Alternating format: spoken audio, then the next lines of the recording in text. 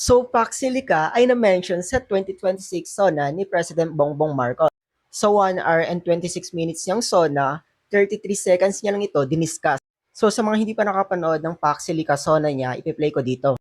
And let's discuss it kung ano-ano yung mga sinabi niya about Paxilica. Additionally, a product of the 23-member-strong US-led PAC Silica initiative, the PAC Silica Industrial Hub will create an ecosystem that will have AI at its core.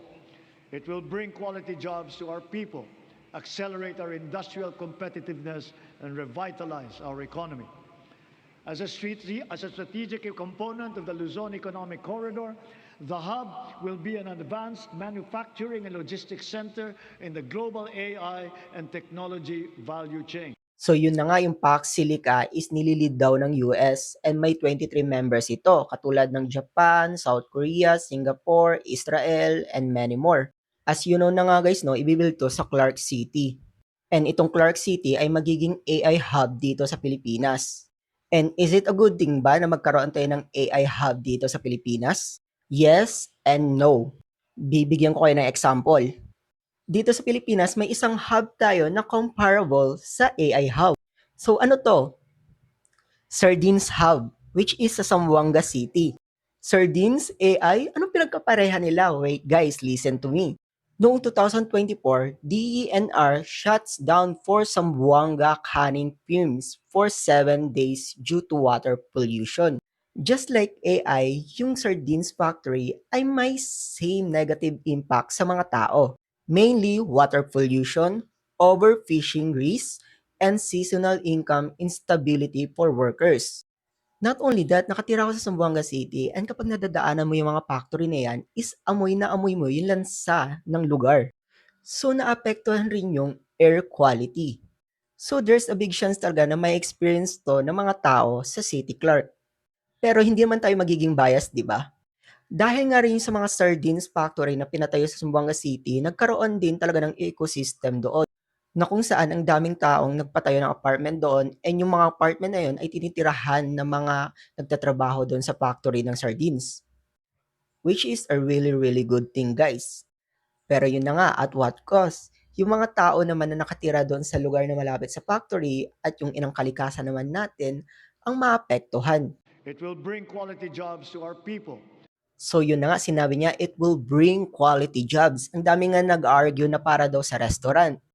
Na kung saan, di ba, mag-hire sila ng Pilipino sa isang restaurant kapag natutunan na ng Pilipino kung anong ginagawa ng mga Amerikano sa isang restaurant, pwede na nila gamitin yung natutunan nila and magpatayo ng sarili nilang restaurant. Pero guys, that's not so easy when it comes to AI.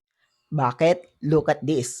E-example natin kung gaano ba ka-expensive ang AI. Katulad dito, Meta laid off approximately 8,000 employees. And yung reason niya dito, kasi gusto niyang mag-focus sa AI. Yung mga perang pinapasahod niya sa employees niya ay gusto niyang ilaan para sa AI.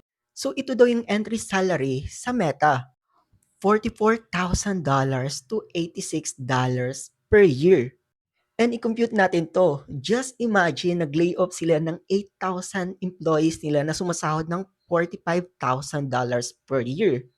And dahil sa pag-layoff nila, makakatipid sila ng 360,000 million US dollars. And kung i-convert natin ito into Philippine peso, magiging 22 billion pesos ang lahat ng matitipid nila dahil sa pag-layoff nila ng employees at magpo-focus sila sa AI. Ganun kamahal ang AI, 22 billion pesos.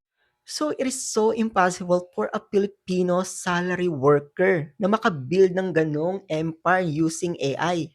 And hindi nyo magagamit yung restaurant example nyo guys. And another one about the jobs that it will produce nga daw. Sabi nga dito, it will produce 30 to 190k direct jobs and 500 to 800k indirect and induced jobs. Sobrang BS nito guys and nakakaloka yung number kasi nga may nabasa akong article, basahin nyo to guys. So sa England, sinabi dito, it would create around 4,000 jobs.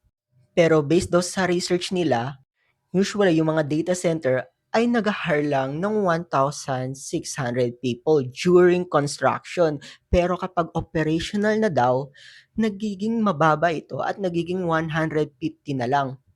So basically, ini-imply nitong article na once a facility opens or yung Paxilica ay na-open na, yung mga employees doon ay mas bababa pa lalo na kung saan mag-hire na lang sila ng mga analyst, data analyst. So yung mga tao na matitira na lang doon sa mga AI hub na yan ay mga specialist people na lang.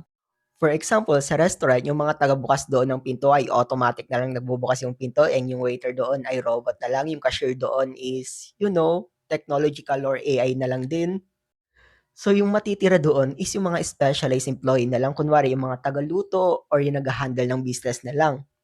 So yun na nga, ang pinakalas na sinabi niya is as a strategic component of the Luzon Economic Corridor, the hub will be an advanced manufacturing and logistics center in a global AI and technology value chain, which is super true and napaka-good thing nun for the Philippines.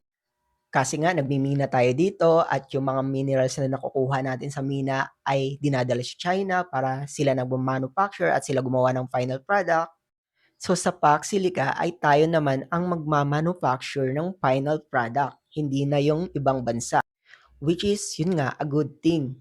Kung yung law ng Pax Silica ay mag-work under Philippine government, not by US government. And also, kung hindi lang din koruptong Pilipinas. Yun lang, bye!